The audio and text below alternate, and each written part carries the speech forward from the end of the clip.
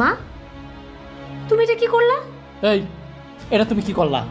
খাওয়ার টেবিলের মধ্যে তুমি এটা কি করলা? হ্যাঁ, ছোট মায়ের জামাইয়ের প্লেটের মধ্যে এত বড় একটা মাথা দিলা, আর বড় মায়ের জামাইয়ের প্লেটের মধ্যে তুমি আস্ত একটা পাঙ্কাশ মাছ না দিলা, তাও আবার জেতা। এই কথাটাই তোমার মুখ থেকে বের করার জন্য এতক্ষণ আমি চুপ করে দাঁড়িয়ে আছি। আচ্ছা, এই পাঙ্গাস মাছটা কে এনেছে? তোমার বড় জামাই, আমার সতীনের মেয়ে, তার স্বামী এনেছে পাঙ্গাস মাছ। আর এই যে আমার পেটের মেয়ের জামাই, মানে আমার আপন জামাই, এত বড় একটা মাছ নিয়ে এসেছে। সেই মাছের মাথাটা ভোনা করে আমি তার প্লেটে দিয়েছি, এই জন্য খুব জ্বলছে না। শোনো, আমার সামনে এভাবে চোখ রাঙিয়ে কথা বলবে না। সেই এটা আনছে, সেই কাঁচা মাছই খাবে, কারণ আমার 14 গোষ্ঠীর ভিতরে কেউ পাঙ্গাস মাছ খায় না, এমনকি আমার বাড়ির কাজের মানুষও খায় না। তুমি খাও? খাও না। আমিও খাই না। খাবে কে? কুটবে কে? রান্না করবে কে? হ্যাঁ, এই জন্য কাঁচা মাছই ওর খেতে হবে। মা তোমরা এগুলো কি নাটক শুরু করেছো? যতবার এই বাড়িতে আসি ততবারই এসব নাটক দেখতে হয়। আমার তো এসব ভালো লাগে না। হয় তোমার বড় জামাইরে মাছ খেতে দাও, আর নাইলে আমাদের দাও। আর যদি তাও না পারো তাহলে আমরা দুইজনে উঠে যাচ্ছি। তুমি একদম ঠিকই বলেছো। এরকম প্রতিবার এসে বাড়িতে নাটক ভালো লাগে না। আচ্ছা, আপনাদের বিবেক কি বলুন তো? যখনই আমি আসি তখন আপনার কেন আসতে হবে? কেন এসে আপনার ঝামেলা বাড়াতে হবে? মা, আপনার বিবেক বুদ্ধি কি লোপ পেয়েছে? হ্যাঁ, আপনি কাদের সাথে খেতে দিচ্ছেন আমাদেরকে? হ্যাঁ, এইসব ফকির মিসকিন কেন আসে বাড়িতে? আমি যখন আসবো তারা আসতে পারবে না, আর যদি ওরা থাকে তাহলে কিন্তু আমি বাড়িতে থাকতে পারবো না। আর তুমি খুব ভালো করে জানতে না যে আমি কী পরিবেশে খাওয়া দাওয়া করি, এইসব জিনিস আমি খেতে পারি? হ্যাঁ, কাদের সামনে বসে খাবো আমি? আমি একা একা খেতে পছন্দ করি, তুমি ভালো করে জানতে। তারপরেও তুমি কেন বলনি মাকে? মা, আপনি এদের সাথে যদি আমাকে খেতে দেন আমি খাবো না, আমি এখান থেকে চলে যাবো। দাঁড়াও ভাই, অনেক কথা কইছো।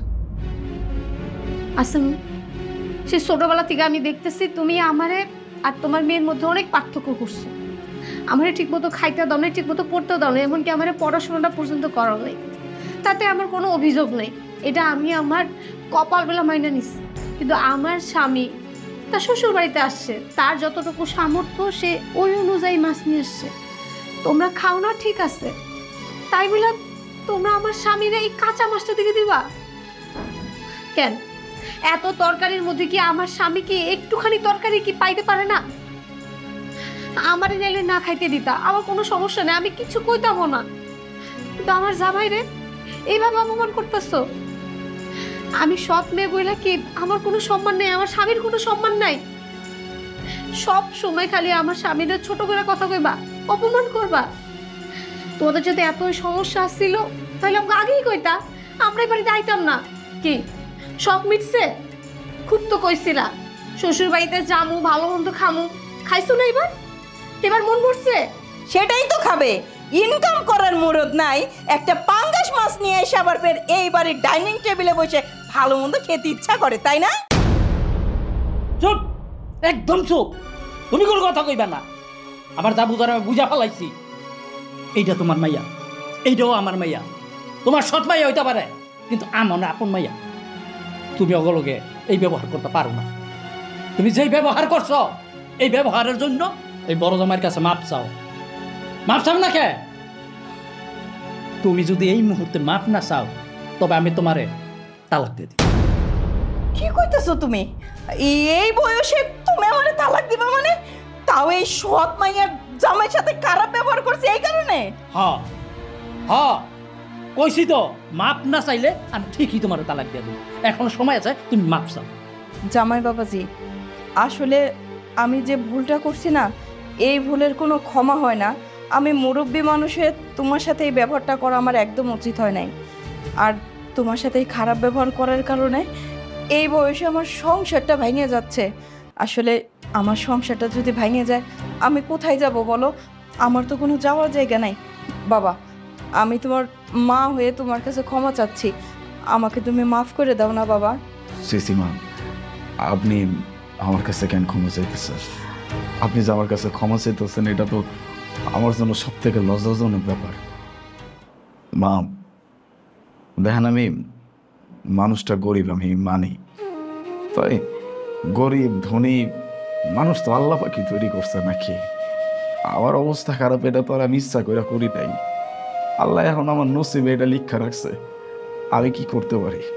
আমি যে চেষ্টা করতেছি না তা কিন্তু না, আমি চেষ্টা করতেছি। আপনার মায়েরা জিগায় দেন আমি তারে অসুখী রাখছি কিনা।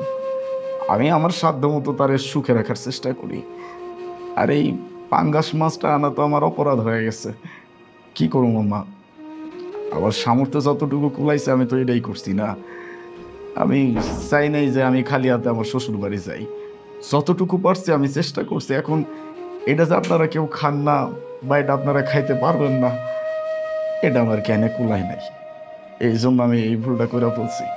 আপনি গুরুজন আমারে বকাঝকা করতেই পারেন।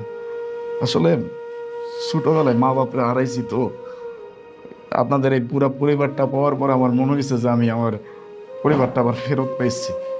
এই জন্য হাজার অপমান করলেও আমি বারবার আসতে চাই। আমার বউয়ের কাছে আমিই বলি যে চলো যাই। আব্বা আমারে দেই না কতদিন হয়েছে, এই জন্য মন ডানসান করে।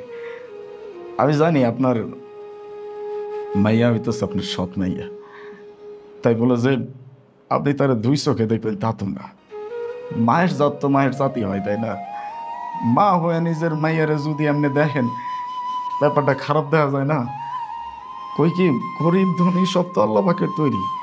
ধনী করে বিচার করে মানুষের সাথে খারাপ আচরণ করে না। আপনার কাছে 2 হাত জোর করে আমি অনুরোধ করতেছি। ঠিক আছে বাবা, আমি আমি অহনি যাইতেছি। এই মাছটা রাইখা তোমার জন্য ভালো খাবার নিয়ে আসতেছি বাবা।